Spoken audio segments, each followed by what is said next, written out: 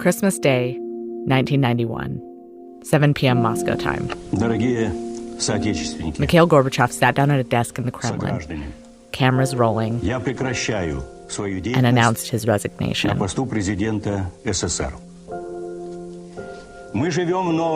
living in a new world now, he said. I leave this post with alarm, but also with hope and faith in you, in your wisdom and spirit. Moments later, the communist flag over the roof of the Kremlin was lowered, and the white, red, and blue flag of Russia was hoisted to the top of the flagpole in its place. Wait a second, very quickly, I'll check because I don't want to... This is Anastasia Gorshkova, an investigative journalist based in Moscow, talking about what came next to one of our producers, Helena de Groot. What's the word you're looking for? Yeah, just 1 second. Back when the Soviet Union collapsed, Anastasia was 3 and living in a city called Volgograd, 600 miles south of Moscow. Adventurous, I meant. Not opportunist. Sorry. She remembers the end of the Soviet Union as the time when it paid to be adventurous.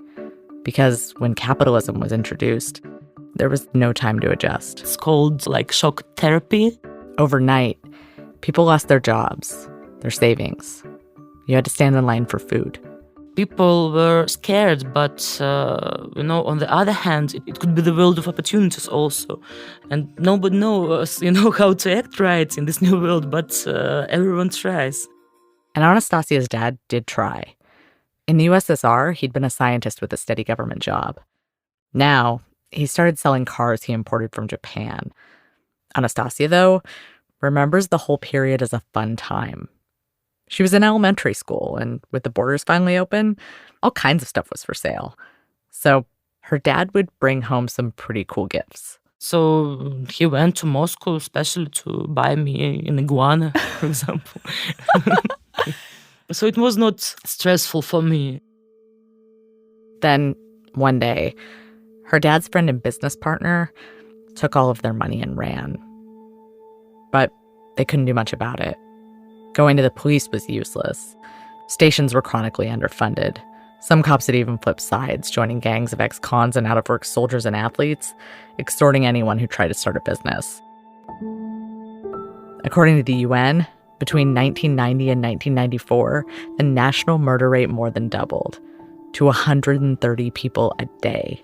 It could be a really different, like today you are happy, you have much money, and tomorrow your friend decided to kill you because he wants this business now. But in the middle of all that violence, some people were, making a killing. What kind of a guy is Yevgeny Prigozhin? Yeah, okay, I'm Googling again that word. Wait a second. Again, he's really adventurous. I'm Lacey Healy.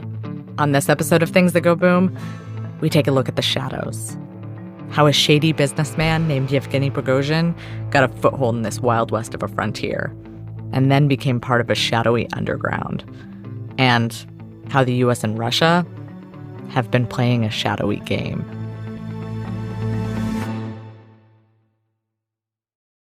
Hey, it's Lacey.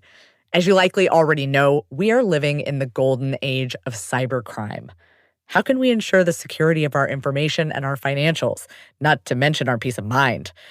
Well, I recommend listening to What the Hack with Adam Levin.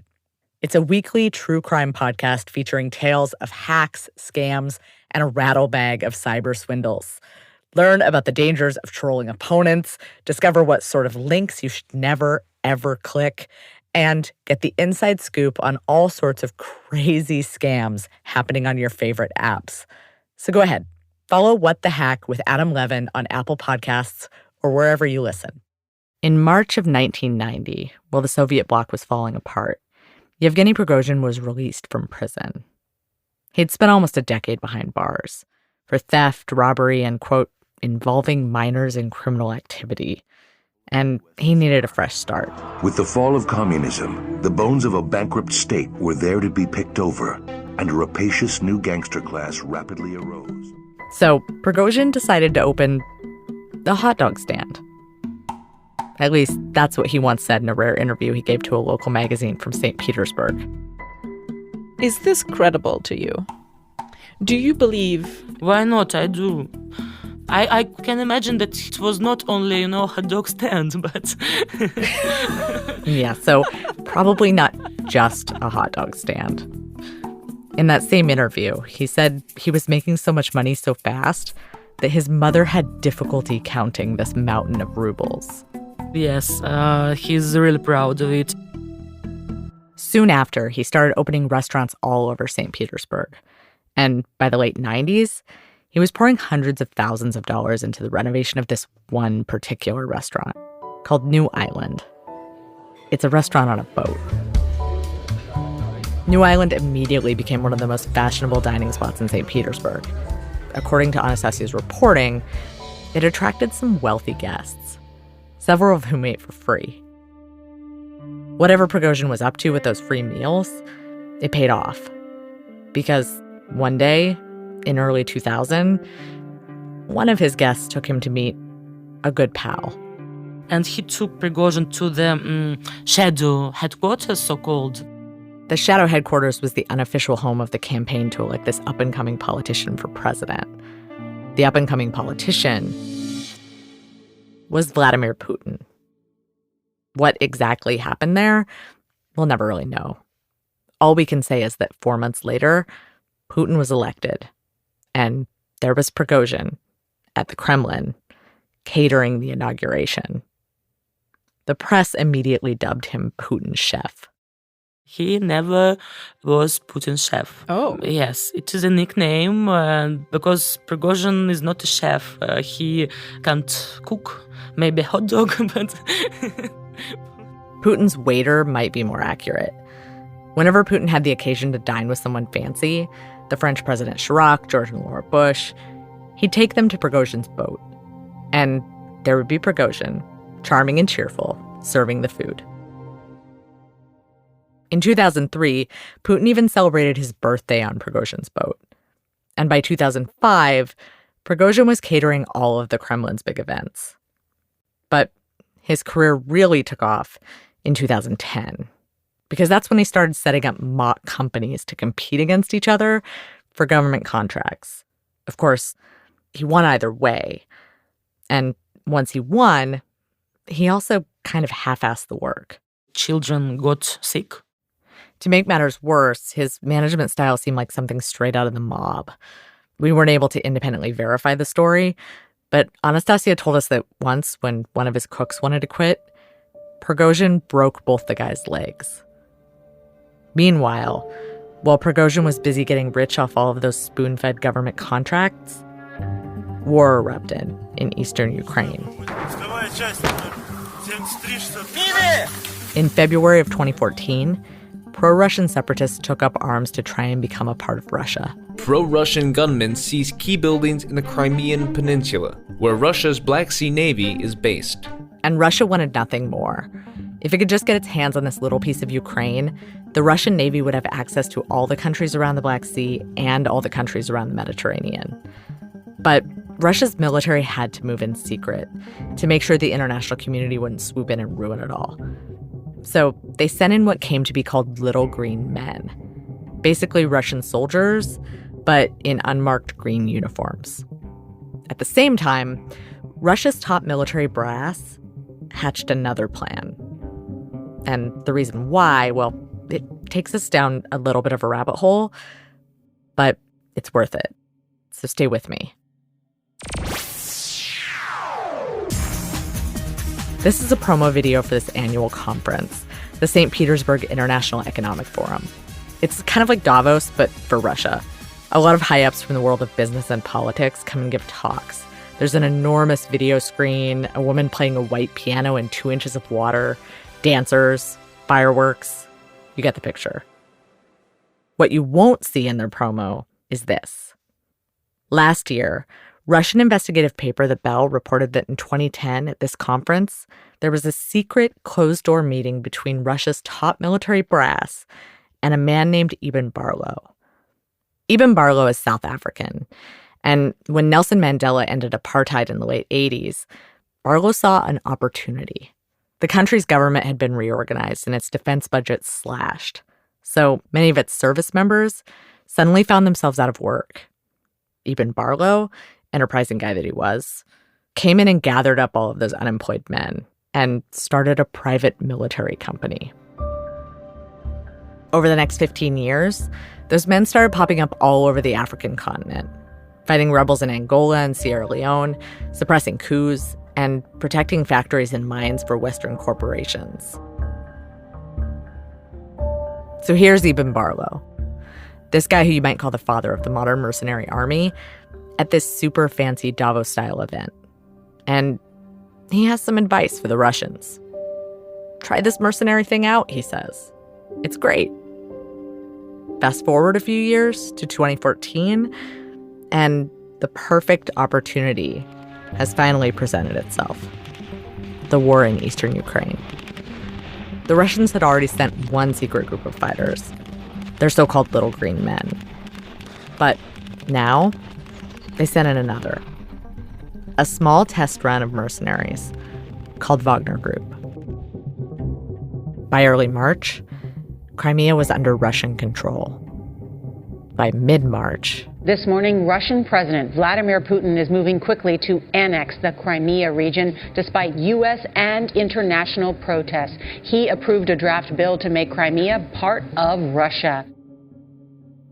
Wagner Group had only played a small role in the conflict, but the Russian generals deemed the experiment a success.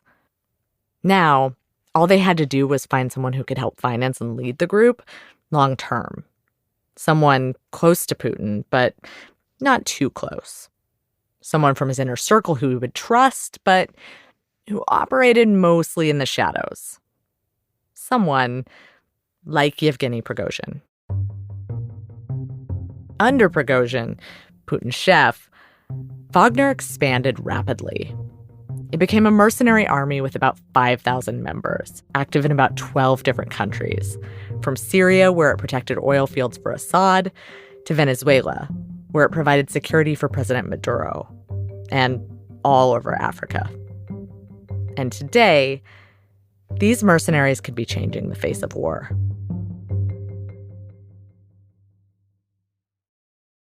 So my name is Dr. Sean McFate. I'm a professor at Georgetown University and formerly a paratrooper.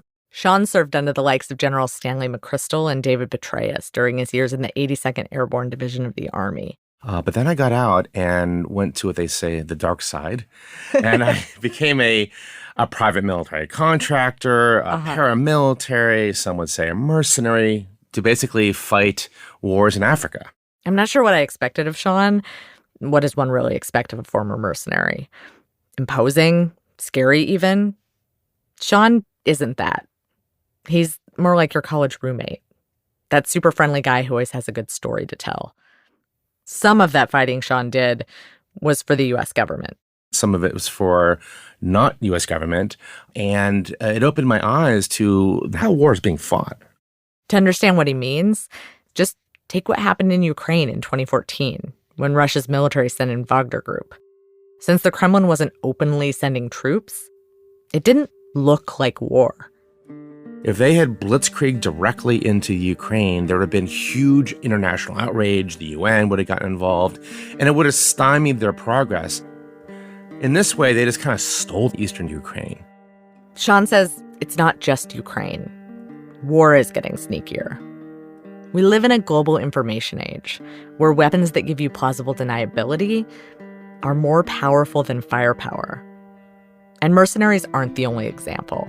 Just look at what happened in 2016, when a Russian firm created fake social media accounts to spread misinformation and meddle in the U.S. elections. That firm is often called the Troll Factory.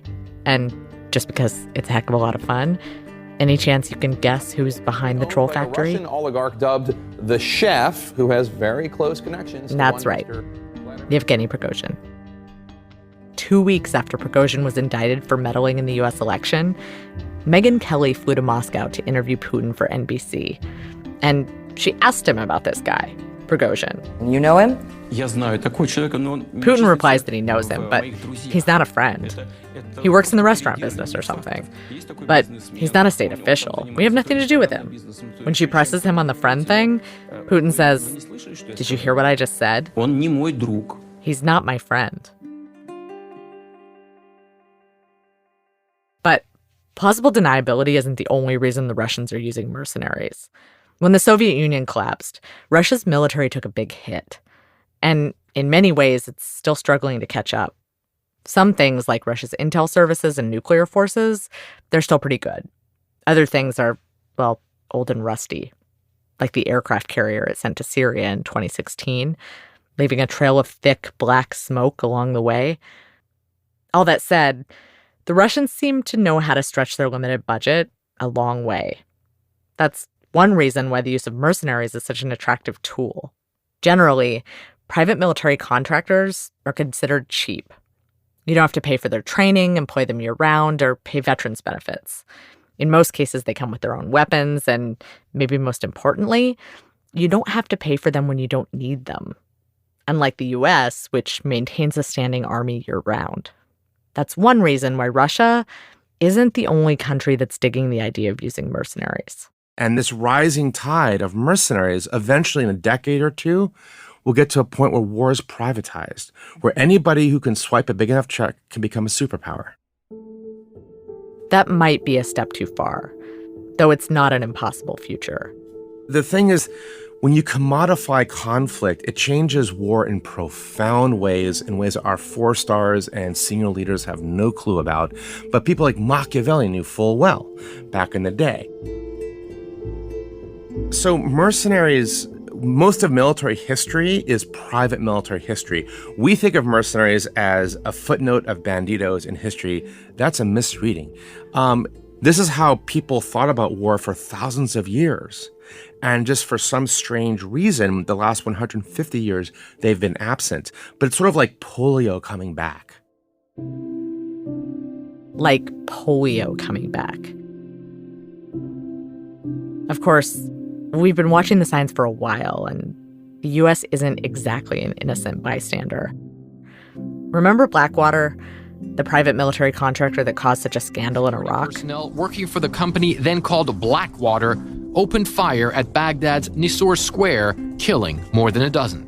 The 4 Blackwater employees fired guns and grenades into a traffic circle in Baghdad, killing 14 unarmed Iraqis and wounding 17.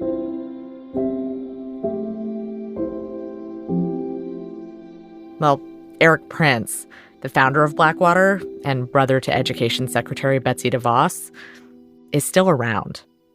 In fact, over the past year or so, he's been popping up all over Washington, even at the White House, to argue that some U.S. wars should just be privatized, which might not save as much money as you'd think, since most of the savings from contractors seem to come during peacetime. But there are some other darker benefits. For instance, a Brookings Institution report found that contractor deaths are not listed on public rolls, and they're rarely mentioned by the media. Plus, these firms aren't subject to Freedom of Information Act requests, so hiding from pesky journalists is a whole lot easier to do. So far, the U.S. hasn't moved to privatize its all-volunteer force, but we have signed over 3,000 contracts with private military firms over the last decade, employing tens of thousands of people. These contractors are a little different from Russian mercenaries, since in the U.S., when we talk about contractors, that usually means support staff, not armed mercenaries. Support staff take care of things like training, cooking, or delivering supplies. But that's where things start to get sticky. Because the problem is what happens when those cooks and delivery people need protection themselves. The U.S. military doesn't provide any armed help, so those contractors need to go out and hire their own. A congressional investigation from 2010 found that one U.S. contractor relied on Afghan warlords, strongmen, commanders, and militia leaders who competed with the Afghan government for power and authority. And it gets worse. Also in 2010, the New York Times wrote that there are strong suspicions that an Afghan company which provided protection to NATO convoys used American money to bribe the Taliban to attack those same convoys just to make sure the demand for protection remained high. Because when your business is war, there's an incentive to keep the war going. And now we've helped create a whole global mercenary marketplace. Because what happens when we're done with a contract? Because historically, mercenaries become bandits, or they find new clients. Mercenaries find new masters.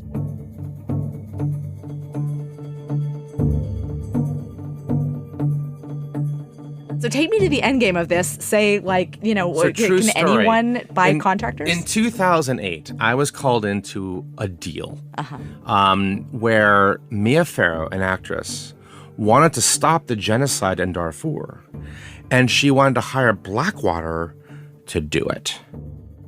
We couldn't reach Mia Farrow for comment, but Sean's story was confirmed by the Financial Times, the New Republic, the Atlantic, and many other media outlets. And later by Mia Farrow herself, who told ABC News that, quote, Blackwater has a much better idea of what an effective peacekeeping mission would look like than Western governments. And I was called in by this NGO as a quote-unquote consultant. I was pro bono, though, asking two questions. A, could Blackwater do this? And the answer was yes. For maybe, we don't know how long, but for days or weeks they could have done it. I don't know if it could be longer than weeks. Second, should they do it? And they decided in 2008 that they didn't want to. But it's not just Mia Farrow. Sean says that internationally, this problem we have with mercenaries is growing. In Yemen, the UAE hired former SEALs and Green Berets to pick off its political enemies. In Nigeria, the government employed mercenaries to root out Boko Haram. And then, in May, there was Venezuela. Operation Gideon, as this botched mission was dubbed, was over before the two boats even hit Venezuela's shore. And as war becomes privatized, the risks grow. For example, in April, The Intercept reported that Eric Prince met with Wagner Group.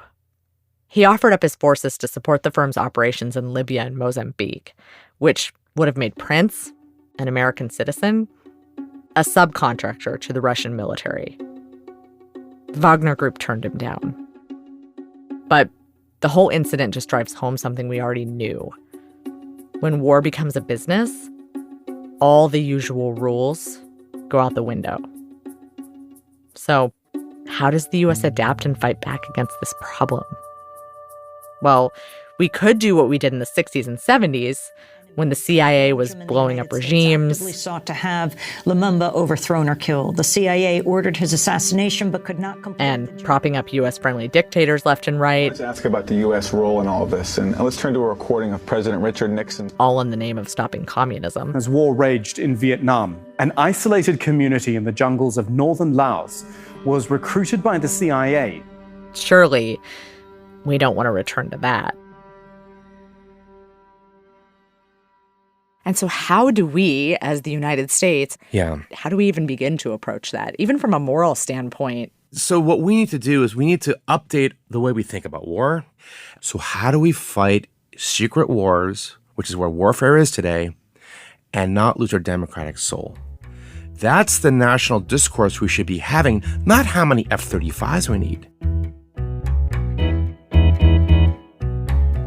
Now, on the 3rd of May, the Venezuelan government announced it had detained a group of what it called mercenaries trying to reach Venezuela on speedboats along with several dozen Colombians. On state TV, Maduro likened the plot to Rambo. The man behind Operation Gideon, Jordan Goudreau, runs a private security firm in Florida, Silvercore. His promotional video showing him providing security at a Trump rally. President Maduro insists the United States, and specifically President Donald Trump, knew about the plot from the very start. Well, I don't know too much about it. This was a rogue group that went in there, a lot of Venezuelans, I think people from other countries also was a group.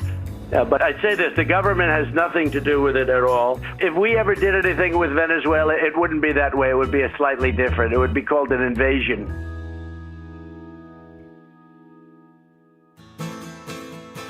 Next time, maybe duck and cover wasn't so bad. It's not as dumb as it looks if you keep in mind what the threat was and that the goal of it was not to save everybody's life. They can't do that. Things That Go Boom is produced by Inkstick Media and distributed by PRX. Our show is produced by Ruth Morris, Maren Lazian, and me, with help from Helena DeGroot, who produced this episode. Darian Schulman composes our music, and our engineer is Robin Wise. A huge thank you to John Barth for his editorial support. Thanks also to the foundations that make our work possible: the Carnegie Corporation of New York, MacArthur Foundation, N Square, and Plowshares Fund, as well as Inkstick supporters, including the Colomb Foundation, Prospect Hill Foundation, and the Jubitz Family Foundation. If you'd like to learn more about the show, Inkstick Media, and the team behind Things That Go Boom, follow us on social at Inkstick Media. We'll see you in 2 weeks. Why was Mueller interested in you? Anyway, what do you think that relates to? Because I went to see an old friend, the leadership in the UAE, and there was a Russian there.